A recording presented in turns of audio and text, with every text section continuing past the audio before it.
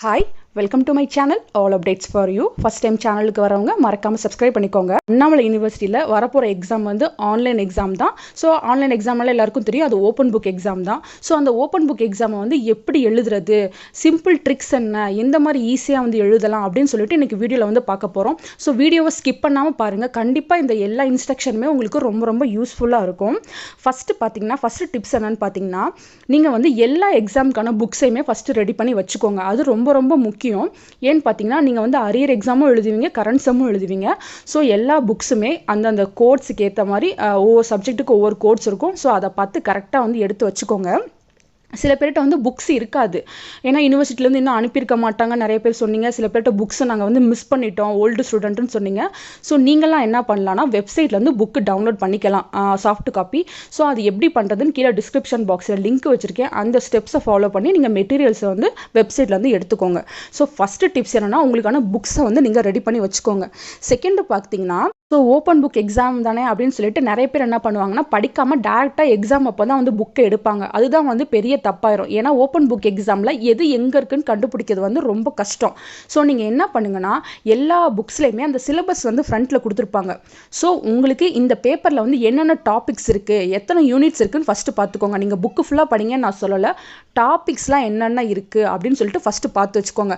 இப்போ நீங்கள் வந்து கோஆப்ரேட்டிவ் மேனேஜ்மெண்ட்டில் இருக்கீங்கன்னா, அந்த கோஆப்ரேட்டிவ் மேனேஜ்மெண்ட்டில் வந்து 7 யூனிட் இருக்குன்னா, அந்த 7 யூனிட்ல என்னென்ன இருக்குன்னு சொல்லிட்டு ஃபஸ்ட்டு டாப்பிக்கை மட்டும் பார்த்து வச்சுக்கோங்க. ஏன்னா இன்கேஸ் கொஷின் வந்துச்சுன்னா, இந்த டாபிக் வந்து இந்த யூனிட்ல இருக்குன்னு சொல்லிட்டு கரெக்டாக உள்ளே போகிறதுக்கு வந்து உங்களுக்கு ஈஸியாக இருக்கும். அதே மாதிரி பார்த்தீங்கன்னா, இண்டெக்ஸ் பேஜில் வந்து உங்களுக்கு நம்பர் வைஸ் கொடுத்துருப்பாங்க, இந்த டாபிக் வந்து இந்த பேஜில் இருக்குன்னு. ஸோ நீங்கள் அதை வச்சு ஈஸியாக வந்து அந்த டாபிக் உள்ளே போயிடலாம். நான் ஏன் இதெல்லாம் சொல்கிறேன்னா, ஓப்பன் புக் எக்ஸாமில் நமக்கு கொஷினும் இருக்கும், ஆன்சரும் புக்கில் இருக்கும். பட் அது எங்கே இருக்குன்னு கண்டுபிடிக்கிறதுக்கு தான் நமக்கு ரொம்ப டைம் ஆகும். ஸோ இதே தான் நீங்கள் வந்து பிடிஎஃப் வச்சுருக்கவங்களும் ஃபாலோ பண்ணுங்கள். நீங்களும் அதே மாதிரி டாபிக்ஸ்லாம் பார்த்து வச்சுக்கிட்டு பிடிஎஃப்ல எது எங்கே இருக்குன்னு சொல்லிட்டு கரெக்டான அந்த பிடிஎஃப் பேஜுக்கு போயிட்டு நீங்கள் வந்து அதை பார்த்து ஆன்சர் வந்து எழுதலாம். நெக்ஸ்ட்டு பார்த்தீங்கன்னா, எல்லாமே புக்கிலேருந்து தான் வரும்னு கண்டிப்பாக சொல்ல முடியாது. நானும் போன டைம் செப்டம்பரில் ஓப்பன் புக் எக்ஸாம் அண்ணாமலை எழுதினேன்.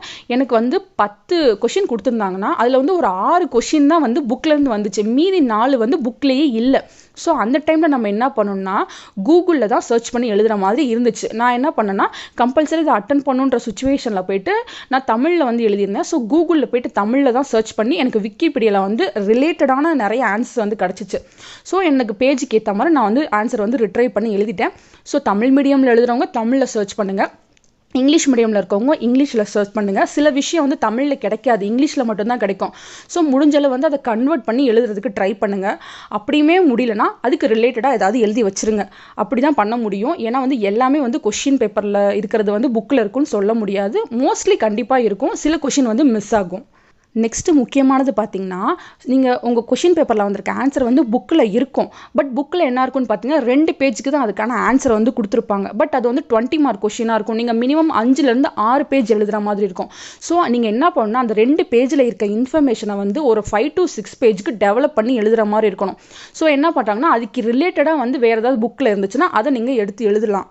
அந்த மாதிரி பண்ணால் மட்டும் தான் உங்களுக்கு வந்து மார்க்ஸ் வந்து இன்க்ரீஸ் ஆகும். ஏன்னா புக்கில் வந்து 2 பேஜ் தான் இருக்குது. ஸோ நீங்கள் அந்த 2 பேஜை மட்டும் நீங்கள் உங்கள் ஆன்சரில் எழுதுனீங்கன்னா உங்களுக்கு மார்க் வந்து ரொம்ப லோவாக கொடுப்பாங்க. ஸோ ஓப்பன் புக் எக்ஸாமை பொறுத்தவரையும் பேப்பரை ஃபில் பண்ண நமக்கு வந்து மார்க்ஸ் வந்து இன்க்ரீஸ் ஆகிட்டே இருக்கும். ஸோ சில கொஷினுக்கு வந்து ஆன்சர் வந்து 10 பக்கம் இருக்கும், நீங்கள் வந்து 5 பக்கம் எழுதுனா போதும். ஸோ அந்த டைமில் வந்து எப்படி ஷார்ட்டாக எழுதுறதுன்னு தெரியணும், ஷார்ட்டாக இருக்க கொஷினை எப்படி ப்ரீஃபாக எக்ஸ்பிளைன் பண்ணி எழுதுறது. ஸோ இந்த மாதிரி உங்களுக்கு தெரிஞ்சுக்கணும்.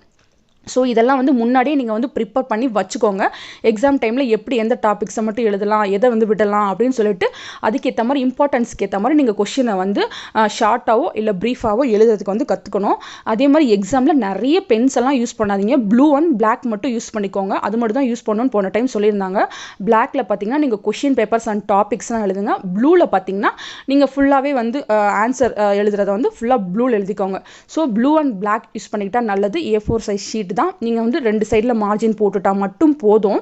ஸோ ஃபர்தராக வந்து ஓப்பன் புக் எக்ஸாம் எப்படி எழுதணும், எவ்வளோ பேஜஸில் கொஷின் பேப்பர் எழுதணும், எப்படி டவுன்லோட் பண்ணணும், பிடிஎஃப் அனுப்பணும், எல்லாத்துக்கும் தனித்தனி வீடியோ வந்து நான் உங்களுக்காக போடுவேன். ஸோ மறக்காமல் நீங்கள் சேனலை சப்ஸ்கிரைப் பண்ணி வச்சுக்கோங்க ஃப்ரெண்ட்ஸ். தேங்க்யூ ஃபார் வாட்சிங்.